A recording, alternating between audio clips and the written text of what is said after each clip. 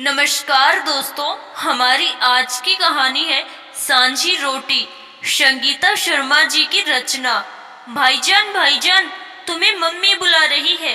मन्नत दौड़ते हुए अपने भाईजान को बुलाने आई, जो गांव के किनारे लगे पीपल के पेड़ के नीचे गीली डंडा खेल रहा था। नहीं, अभी मैं नहीं आऊंगा। अभी मुझे दलजीत और आदर्श से अपना दाव लेना है। मेरी बारी है। नहीं भाईजान, आप घर चलो, नहीं तो मैं घर जाकर मम्मी को बता दूंगी कि आप गिल्ली डंडा खेल रहे हो। तब मम्मी आपको ढूंढने के लिए निकल पड़ेंगे और फिर यही डंडा आपकी पीठ पर पड़ेगा। मम्मी के डंडे से बचना है तो सीधे घर चलो। मन्नत ने उसे अम्मी का डर दिखाया। अम्मी की चमची, रुक, अभी तुझे बताता हूँ। ऐजान ने मन्नत की चोटी खींच ली। आदर्श भाई, दलजीत भाई, मुझे बचाओ। मन्नत ने जबरदस्त तरीके से चिल्लाना शुरू कर दिया, जिसमें 10% सच्चाई और 90% झूठ मूठ का ड्रामा था। आदर्श और दलजीत ने ऐजान को पकड़ लिया और मन्नत मौका पाकर भाग गई। क्या यार, तुम दोनों मुझको रोकते हो। अपनी इस नकचड़ी बहन को कभी मना नहीं करते। इसे तो सर पर चढ़ा रखा है तुम लोगों ने। ऐजान मुंह फुलाकर खड़ा हो गया। ओ यार, तू ना नाराज मत हुआ कर। हम तीनों दोस्तों के बीच एक तो बहन है, वह भी कितनी मन्नतों के बाद रब ने हमें दी है। उसकी तो लाखों गलतियां माफ है। दलजीत ने ऐजान के कंधे पर हाथ रखा। हाँ अज्जू, मन्नत तो हम सबको प्यारी है। हम तीनों दोस्तों की लाडली बहन। अब तू गुब्बारे जैसा मुंह मत बना। घर जाकर देख, अम्मी तुझे किस लिए बुला रही है। और हाँ, दाव की टेंशन मत ले, हम कल अपना दाव दे देंगे, आदर्श ने कहा। अजान खुश हो गया और अपने दोस्तों से विदा लेकर घर पहुंचा।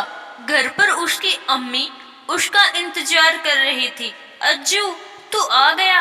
एक काम कर, तैयार हो जा, हाट चलना है। मन्नत को कल देखने वाले आ रहे हैं, कुछ सामान लाना है। ठीक है अम्मी, मैं दलजीत और आदर्श को बुलाकर लाता हूँ। वह लोग घर का इंतजाम देख लेंगे। कोई जरूरत नहीं बुलाने जाने की। हम लोगों को अम्मी ने पहले ही सारा काम समझा दिया था।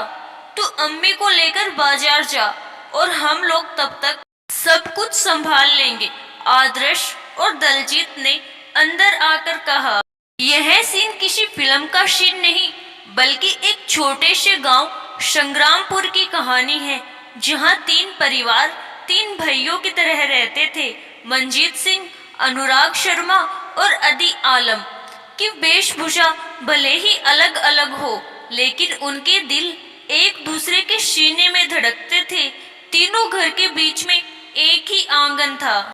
चूल्हे भले ही अलग अलग थे, लेकिन उन चूल्हे पर पकने वाली रोटी साझी होती थी। अगर किसी के चूल्हे पर रोटी बन रही है तो उस रोटी की कई टुकड़े होते थे और तीनों परिवारों में बंट जाते थे। मंजीत के घर में बना हुआ सरसों की साग की खुशबू पूरे घर में बाद में फैलती। उससे पहले ही अजीब आलम और अनुराग के बच्चे कटोरे लेकर मंजीत की बीबी के पास पहुंच जाते थे, और अगर थोड़ा भी मक्खन किसी की कटोरी में ज्यादा पड़ गया तो समझो उन बच्चों में महाभारत शुरू हो जाती थी। अदीब अपने बीबी बच्चों को मंजीत और अनुराग के भरोसे छोड़कर दुबई चला गया था। अब अदीब की बूढ़ी माँ, उसके दोनों बच्चे मन्नत, अजान और उसकी बीवी की देखभाल की पूरी जिम्मेदारी मंजीत और अनुराग ने उठा रखी थी। एक लड़की के जन्म के लिए मंजीत की बीवी जसप्रीत ने न जाने कितनी बार गुरुद्वारे में माथा टेका था, और अनुराग की पत्नी सुरभि ने माँ दुर्गा की चौखट पर माथा रगड़ा था। तब जाकर उनकी मन्नत पूरी हुई और अदीब की बेटी ने जन्म लिया, और बिना किसी सोच विचार के उसका नाम मन्नत पड़ गया। मन्नत को गोद में लेने के लिए अक्सर आदर्श, अजान और दलजीत में झगड़ा हो जाता। ईद हो या रक्षाबंधन या वीर जी से फरमाइश पूरी करवानी हो, मन्नत का पडला हमेशा भारी ही रहता। आज उसी मन्नत को देखने आने वाले थे। जसप्रीत और सुरभि ने मिलकर सारी तैयारियां पूरी कर ली थी। लस्सी, देसी घी के तड़के वाली दाल मखनी, मीठी रोटी, कलाकंद, रसमलाई, बादाम का हलवा, शाही पनीर, कोफ्ते और भी न जाने क्या क्या। लड़की वाले आ गए। उन्होंने मन्नत को देखकर हाँ भी कर दी। सब बहुत खुश थे, लेकिन इन 3 अलग अलग धर्मों का एक परिवार उन्हें फूटी आंख नहीं भाया। उन्होंने अदीब बीबी जन्नत को अलग बुलाकर कहा, बीवी, हमें समझ नहीं आता, आप लोग इनके साथ एक साथ कैसे रह लेते हो? एक साथ खाना पीना, अपनी रोटियां तक एक दूसरे से बांटना, मांसाहार से परहेज करना, ये सब कैसे कर लेती है? हम मुसलमान हैं और वह हिंदू और सिख। हमारा खान पान रहन सहन अलग है और उनका अलग। आपके तो शोहर भी आपके साथ नहीं रहते। एक जवान बेटी को लेकर इन लोगों के साथ कैसे रह लेती है? खुदा न खवास्त कल को मन्नत बेटी के साथ या आपके साथ कुछ उल्टा सीधा हो गया तो आप क्या करेंगे? इतना यकीन किसी पर करना ठीक नहीं। मेरी मानिए तो आप यह मकान बेचकर अपनी बिरादरी के मोहल्ले में मकान ले लीजिए, जहां हमारे अपने लोग हैं, अपनी सुरक्षा के लिए। जन्नत उनकी बातें सुनकर हैरान रह गई।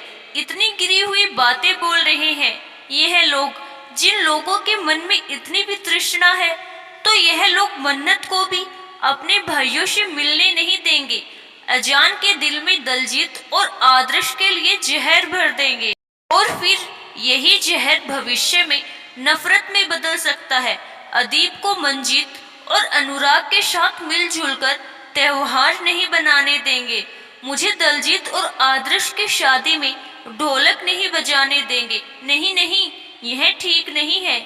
उसने अपना दिल मजबूत करके एक फैसला लिया।